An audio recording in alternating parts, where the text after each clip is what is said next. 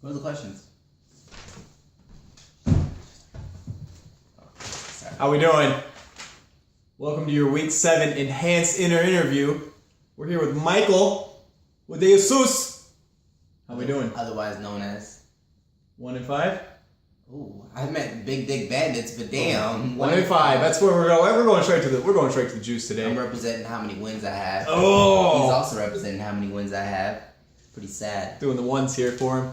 It's all right. All right. Let's talk about it. 1 and 5. You know, you need to tell the league what's going on. I mean, you know what? It's a combination of bad luck. Oh, you are the most. In his defense, you all have dropped the most points against him. Everybody he's played, he's had I think 430-point games dropped on him. Even when he dropped 100, one of those games didn't matter. Mm-hmm. So yes, a little unlucky. We can throw that in there. I think the next closest guy is like 90 points under me. Yeah, and that's Matt, which is like who was also 1 and 5. Who's also 1 and 5. Crazy. Evan just did an interview. The guys that getting scored on like crazy. Not only that, like having faith in some wrong players. You know, Peyton Manning. Terrible. From the start, I knew he was gonna be a bad pick, especially where I got him at. But I was like, he'll give me like 15 to 17 a week, but I didn't think he'd give me like 8 and 6 and 7 and shit. Like that's terrible. Understandable. Got some injuries. Lynch was out. Lynch was out. How many games? 2 games. That's 2.5 games. Oh, if you count the game he was injured in. Mm-hmm. Understandable. 2.5 games. Shit, that's about it, really. I mean, okay, we can chalk it up to that. Steve Smith, my starting wide receiver, has been hurt a couple games too. Yeah, he's in his swan song. He's doing pretty good. Well, okay. Well, I'm happy the league knows that your team. On to the questions. Question 1.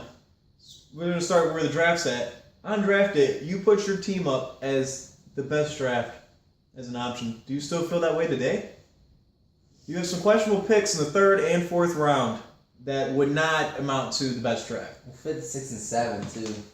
You have some questionable picks. C.J. Spiller being a bust. Melvin Gordon. Well, it's only week 7. Okay, we're at the halfway mark. Can we declare bust? I'm going to go ahead and declare bust because that's what I'm going to do. Ooh. So we have Peyton Manning bust. C.J. Spiller bust. Trey Mason we knew was only going to be for a little bit, but too early if you ask me, bust. Mm-hmm. Rashard Perriman's not even on a team waiver wire pickup here. Fred Jackson not even playing for Buffalo. Not even playing for Buffalo. Delaney Walker's is a highlight. Dante Moncrief, you drafted him and then you dropped him.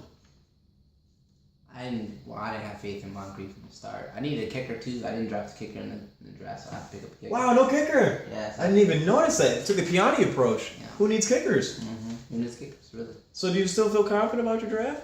I do. I do feel confident. I still think.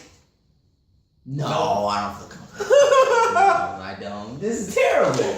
God, Golden Tate. Were you even drinking? Where you at? My projection. I was projected 11-2. That was 11-2, and I got an A- for my draft grade because everyone on my team was projected to do really well. Trey Mason because Gurley was out. C.J. Spiller because the whole Darren Sproles effect in New Orleans.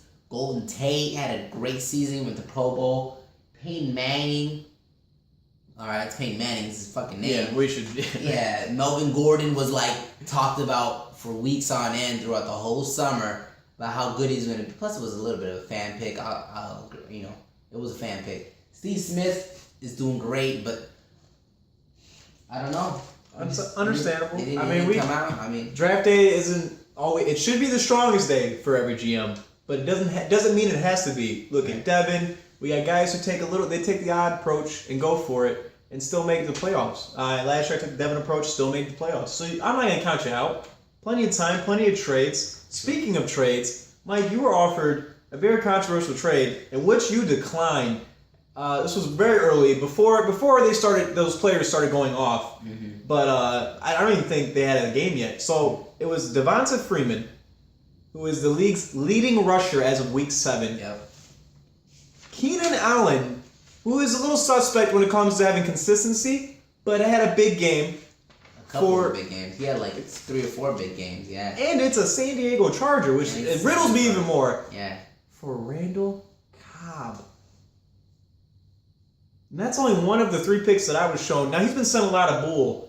Okay, he's been sent a lot of bull, but he's had a couple great offers that he has refused. Now, Devonta Freeman before that was still with Tevin Coleman as splitting carries. Right, splitting carries. I mean, who knew he would have? Who knew? All right, not even knowing though. Knew? Keenan Allen, Devonta Freeman for Randall Cobb. Randall Cobb to that point has done 1 game of greatness. That's the thing it was the game of greatness. That's when he offered a trade. Oh, after. So it was the next week. So after he went off. So after Cobb had 3 touchdowns, 28 points, led me to a victory.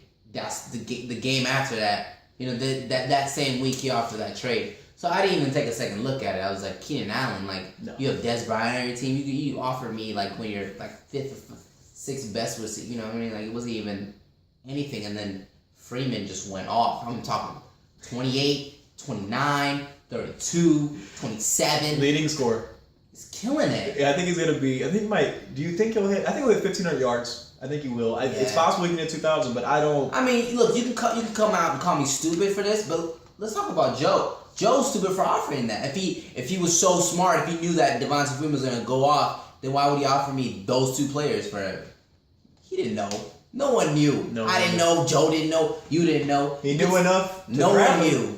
No one knew. He knew enough to draft him in the 8th. It doesn't matter. It doesn't matter. How does it make you feel that you took C.J. Spiller and Trey Mason before him?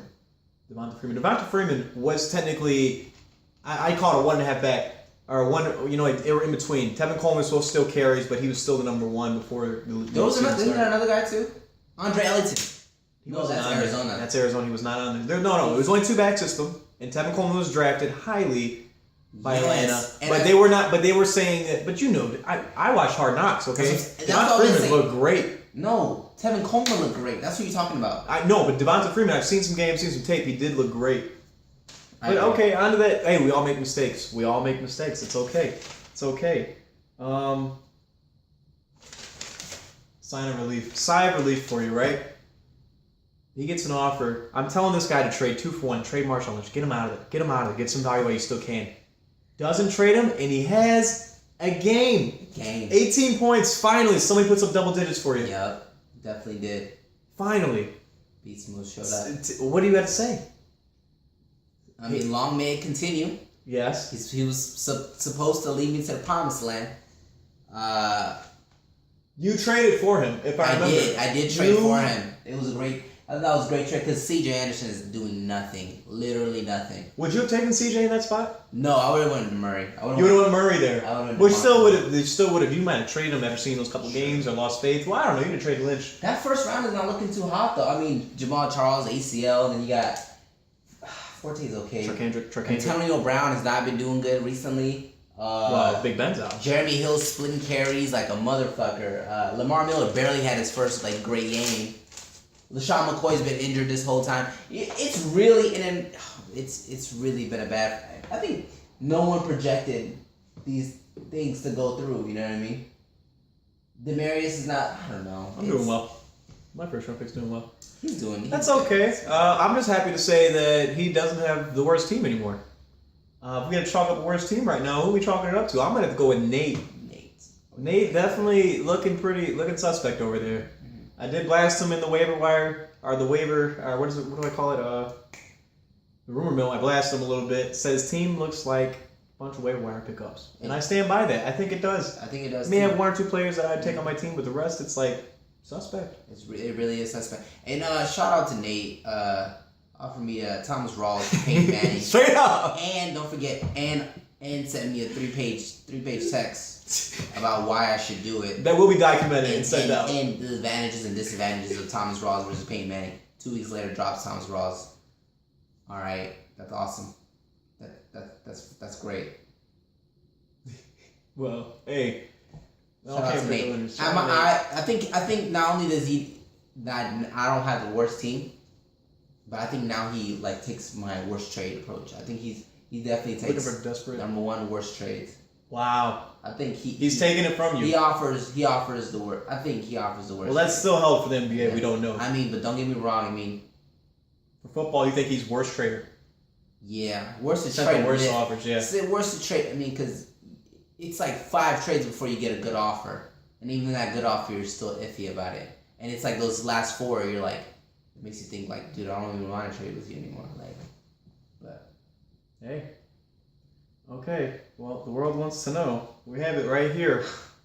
Last owner was Thomas, who didn't look at his lineup for several weeks and ended up giving up on fantasy football. Won this trophy. It's a prestigious trophy. Do you see this in your future? Will it stay at the house? I'm winning something this year. I'm winning something. I'm winning the belt, or I'm winning that. One or the other. That's the only way it works. I'm going to the playoffs, winning the belt, winning the ship, bringing it home. You're bringing something home.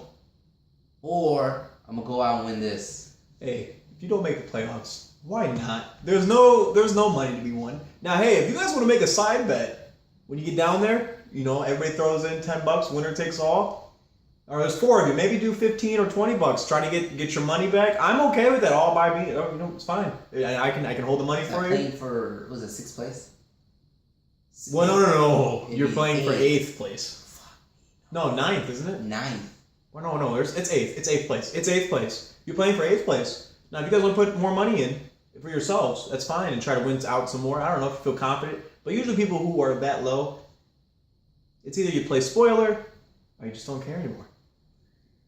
No, I'm making it to the playoffs. Mm-hmm. I'm 1-5. So how many more This will be wins? the biggest.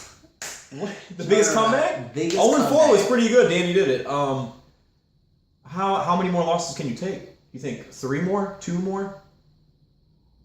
1 more. That's all I can take. Who you got this week? Piani.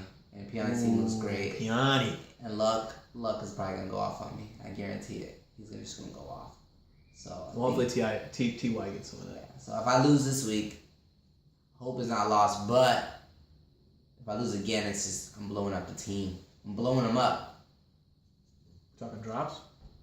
Talking drops. I'm dropping Peyton Manning. Oh, 4th round pick drop. Peyton Manning. Well, you got any more words for the Dropping league? Melvin Gordon. Melvin Gordon? No. Dropping him. All right. Well, do you have any more words for the rest of the week here? Anything? I mean, you just kind of spat out. This is it. It's next 2 weeks. It's either all in or all not with this team. Just some quick shout outs. Shout out to Danny taking Jordy Nelson in the 2nd round. Still having a great year. Fucking amazing year. Shout out to Joe. Dominating as usual. Waiver wire king. Waiver wire king. Dominating. And not only that, these 4 guys, just like all-stars hurt. The man is doing amazing things. Shout out to you for having a weak-ass squad and being 4-2. I don't know how he does it. I don't understand how this man does it. His team fucking sucks, but he's 4-2, so I can't talk shit. I'm 1-5. I don't know how he does it. Hey, Mr. Tyrod Taylor is on a bias week. We're rolling with E.J. Manuel out of Florida State in London at 9:30 a.m. I will be up watching that game, and I'm excited. Should be. All right, This is a big weekend for me. It's a big weekend. I have full faith in you, and I hope you beat Piani Me personally. But all right, we'll wrap it up here. Week 7. Desperate hour. We'll call it that. The desperate hour of Mike. 1 win. He's going for 2. Let's hope he gets there. All right.